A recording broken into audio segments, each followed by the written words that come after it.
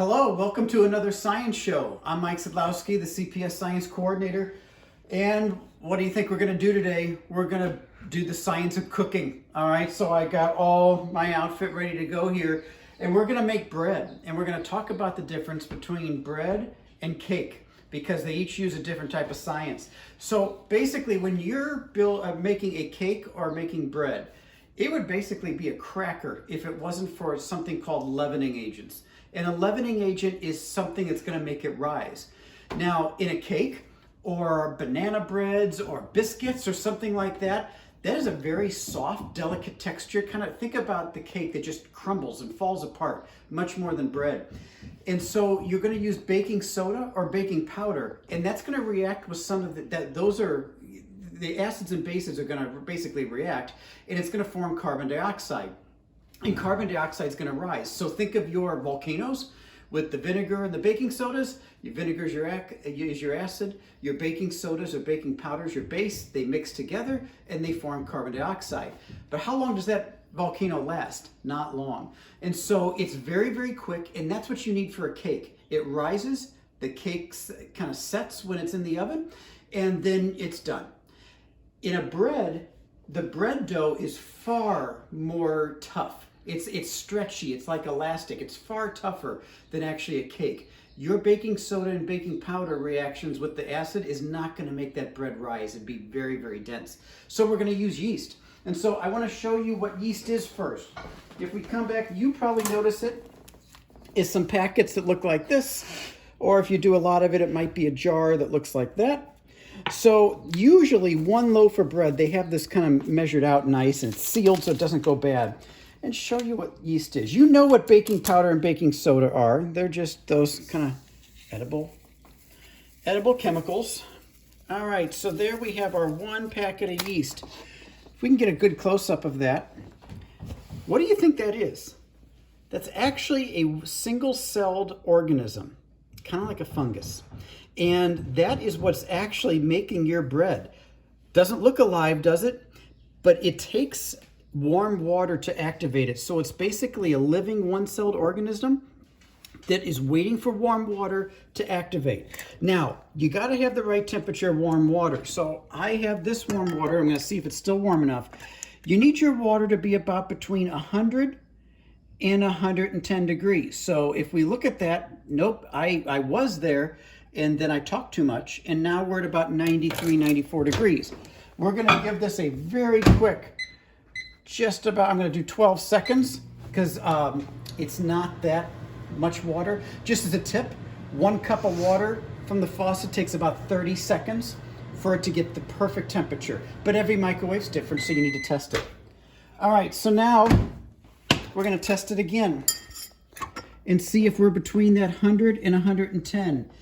And make sure we don't go, yep, we're right at 106, 107. If you get too much above 110, then we're going to start cooking our yeast and killing it. And we don't want that. Now what we're going to do, just pour in our yeast. We're going to give it a quick stir. Our yeast is now coming back to life. Coming back from the dead, kind of. Although it was never dead, it was just dormant. All right, we are going to let that sit for just a few seconds. I'm going to show you one that I have ready for the bread we're going to make. This has been sitting there for 10 minutes.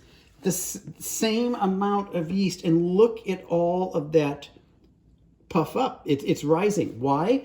Well, the yeast is feeding on the sugars that are naturally in the flour. That we have a little bit of flour in here. We add a little bit of sugar. It's feeding on that, and then its byproduct is carbon dioxide, CO2. In other words, I'm going to, just be a little crude here. It's pooping out carbon dioxide. We are using that carbon dioxide waste to let it rise. So now this is what we're waiting for this to get to. You can already see it's starting to get a little milky there as it's starting to activate and make its carbon dioxide. All right, it's going to quickly run out of the sugars. So what the yeast solution is going to do, flour has a lot of natural sugars already in it, and it has starch. Both of those, what happens is the starch is going to convert to more sugars, and it's going to keep feeding and feeding the the yeast, and so it keeps rising. So I'm going to turn this on to very low. And I'm going to pour in, I'm using a combination on this one. And by the way, you'll get all the recipes if you want to try this at home. It takes time, but it's easy. I am putting in 2.5 cups of wheat flour. Most breads have a combination of wheat flour and regular flour. The wheat flour makes the bread be a little bit stretchier. It has more protein in it, which will allow it to rise and let that yeast have that really good structure when the bread forms. And now I'm going to pour in my white flour. I'm doing a little at a time just to keep the mess down. All right, now we're going to let that mix for a while, and then we're going to do what's called kneading it. If we just mix it and stop, the proteins in the bread, that gluten, those long chains are not lined up. And if they're not lined up, it's going to not trap the gas. For example, look at this already forming. The gases are already coming up, but they're just escaping. If I don't structure this dough perfectly, yes, it would rise, but a lot of it's just going to escape and go out into the atmosphere and collapse on itself. The kneading that I'm going to do here, I have a dough hook on this. Again, still mixing right now, but once it's mixed, which is really close, I'm going to keep kneading it. You can knead it by hand for about 10 minutes, but it takes some time. This is going to do it for me. Both will produce good results. But again, it's that constant 10 minutes of kneading that's going to line up those proteins and trap the gas that's going to form inside. Now, I'm going to take a break because now what I'm going to do is wait, and we're going to wait an hour for this dough. I'm going to keep kneading it, but that'd be boring for you to watch. After it kneads it, I'm going to put it in a ball. I'm going to put it in a bowl, and I'm going to cover it and let it sit for an hour, and then we're going to come back and we're going to see what it looks like then. You know, before you go, I do want to show you one thing, because if I don't, you might not know the difference in the size here. So let me get out a large bowl, and I'm going to continue kneading it though, but before I do that, let's just take a look at the size. By the way, I'm making a double loaf here. All right, look at the bowl, back it up a little bit. Okay, we'll come back in about an hour and we'll continue, and I want you to compare that after the yeast kicks in. Okay, we let it rise, and so now we're going to see what happens next. By the way, this is not to like have a great reveal. You're supposed to cover it up with either plastic or a heavy towel. Remember what the dough looked like last time, and let's see what it did this time. All right, you wanted to at least look at that. That is all the microorganisms, remember, pooping the carbon dioxide into our bread. As appetizing as that sounds, it's just carbon dioxide. It's what you breathe out all the time. So now, here's what we're going to do. You're going to act like you're mad at it. Watch carefully. And we're going to punch it down. And we just ruined it. Well, we released a lot of those gases on purpose because we want it to rise again. Because remember, the yeast is giving it that yeast doughy type flavor. So we punch it down. And you may remember saying this earlier, we actually made 2 loaves, a 2-loaf batch. This particular recipe is similar to your sandwich bread. So we are now going to just shape this into 2 loaves. Trying to make it a little bit even here. And then we are going to let it rise again because I punched a lot of that carbon dioxide gas out. But it's going to be a richer flavor because of this. Trying to get this into a nice, all right, loaf size.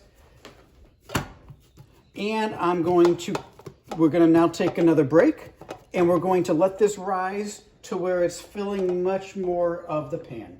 All right, we'll see you in a little bit. Okay, while we wait for the bread to form that's in the oven, I'm going to make several things for you. So one of the things, if we can get a little closer, we're going to make pretzels, hot pretzels. So after we take our 1-pound loaf, we're going to make it into about a 15, 16-inch just rope. It doesn't have to be perfect. You're going to taper the sides. And then get this out of the way. And what you're going to do, here's how to tie it. Kind of stretch it just a little bit. Make a U, go on top. Twist it one more time. Bring it down. There's your hot pretzel. And as you can see, I'm not very uniform. And then you're going to I have a warm water and baking soda wash in each pretzel just to kind of gives it that crust at the end. You're gonna, the chemical reactions when that heats up will make that cook just a little bit more and give it that golden color that you want. All right, we'll see you in just a few minutes when it's time for our bread to completely rise in those loaves. Okay, the pretzels are done. They came out of the oven. I think I made the ropes a little too thick, but they look like pretzels, so that's done. And then if you look, our next step, these 2 loaves of sandwich bread have puffed up to exactly what they're supposed to, just above the rim. So we're gonna put that in the oven now.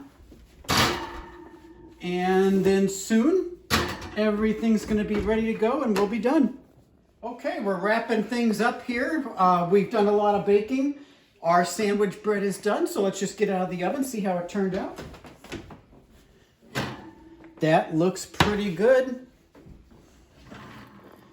And again, remember the science. If it's a cake, we're using baking soda or baking powder, and that's going to give it a very fast rise, but because it's very delicate dough. We use yeast, which the yeast is just dormant. When you activate it by some warm water, it then eats the sugars, it turns those sugars to carbon dioxide, and it makes that rise, but this bread is it's almost like a gum-like consistency.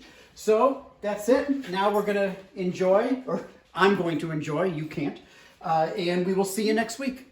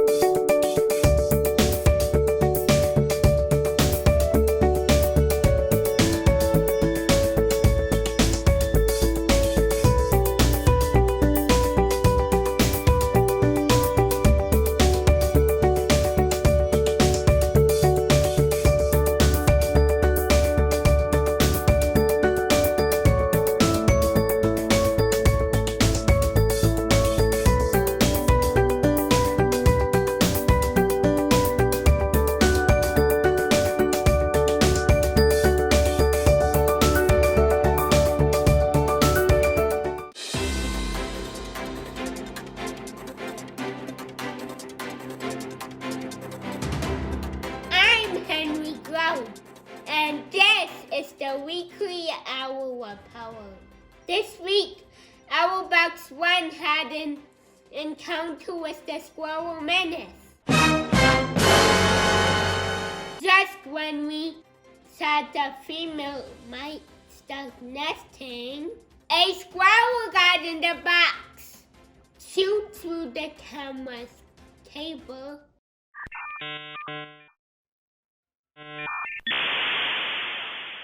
and we lost the feed. So my dad got on a ladder.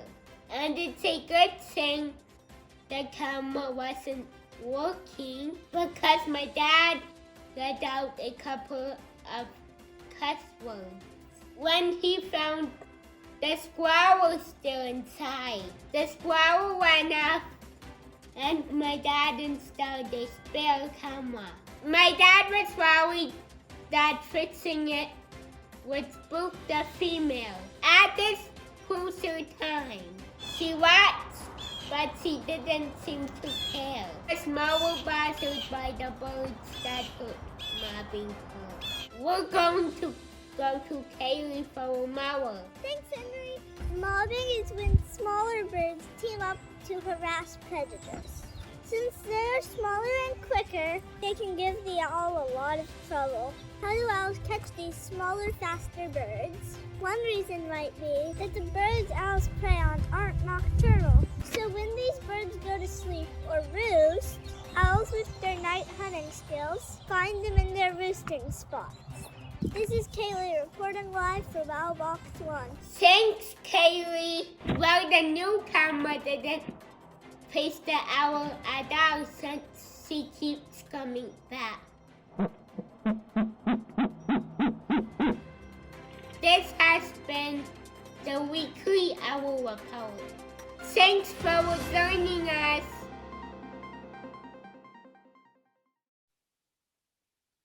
Hi everyone, it's Allie and I'm a Mizzou student. I wanted to take my corner of the science show today to talk to you about just a couple of important Black scientists who made incredible contributions to different areas of science. It is Black History Month, but it's important for us to celebrate these people not only this month, but in all the months and years to come, especially for those scientists whose voices and stories have been silenced for much of history. All right, let's get into it. First, I have Dr. Mae C. Jemison. She was born to her carpenter father and her elementary school teacher mother on October 17, 1956, in Decatur, Alabama. Dr. Jemison was passionate about science and astronomy from a very young age. She graduated from Stanford University with a degree in chemical engineering and went on to attend medical school at Cornell University.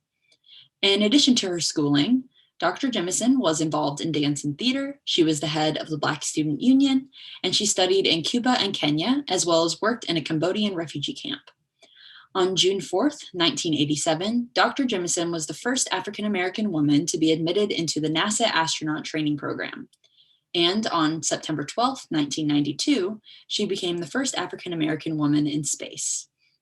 During her 8 days in space, she conducted experiments on weightlessness and motion sickness, and she made it clear that people should recognize how much women and members of other minority groups can contribute to society when they are given the chance. Today, Dr. Jemison holds countless awards, and there's a school named after her in Detroit, Michigan. Next, I have George Washington Carver, whose name you might recognize because he's a famous Missourian. He was born in Diamond, Missouri, which is very close to Joplin in the state's southwestern corner.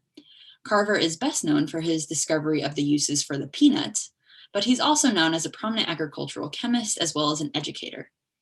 Carver discovered that the peanut could be used to create soap, face powder, mayonnaise, shampoo, metal polish, adhesives, and more. But surprisingly, he was not the one to invent peanut butter. He was the first African-American to earn a Bachelor of Science degree, which he earned at Iowa Agricultural School, which is now Iowa State University. He earned a degree after his admission was rejected at a college in Kansas because he was Black. Carver died on January 5th, 1943, but today he is still known as the Peanut Man, and the George Washington Carver National Monument still stands in Diamond. I only have time to talk about these two Black scientists today, but there are so many more that you can read about online or even meet in your community. And there are even more who weren't even given the chance to have their ideas and stories written down in history thanks to the boundaries stacked against them due to their skin color. I'd encourage you to read more about these awesome people and the contributions they made to science and society. Hi, what if I told you that at this very moment, the ocean floor is creating new crust and recycling old crust as if the ocean floor is its very own crust creating and recycling conveyor belt? Well, this is true, but it all takes place very slowly. To start, let's look at Earth's interior. So you've got the inner core, the outer core, the mantle, and the crust. All of this conveyor belt action is going to be taking place in the mantle and the crust. All new oceanic crust begins at the mid-oceanic ridge system. To form a mid-ocean ridge, hot magma from Earth's mantle rises, creating a divergent boundary, which means tectonic plates are shifting apart. And this is synonymous with seafloor spreading, which is when oceanic crust slowly moves away from both sides of the mid-ocean ridge. The mid-ocean ridge is a continuous range of undersea volcanic mountains that encircles the globe almost entirely underwater. So we have a photo of it here. Just kind of ignore the continents. If you just look at the ocean, you can see these white lines, which represent where the mid-ocean ridge system occurs. And the arrows show that the tectonic plates are moving away from each other. And again, this all happens super slowly. So then we have to recycle that old crust. After oceanic crust has aged and cools down, it sinks or subsides under a less dense plate of oceanic crust. From there, heat from Earth's interior melts the sinking crust. This action initiates the recycling of crust back into Earth's mantle where it originally began. So with all of that said, creating new crust at mid-ocean ridges and destroying old crust at convergent boundaries is why the ocean floor acts like a conveyor belt. Thank you all for listening, and I hope you all have a great week. Bye!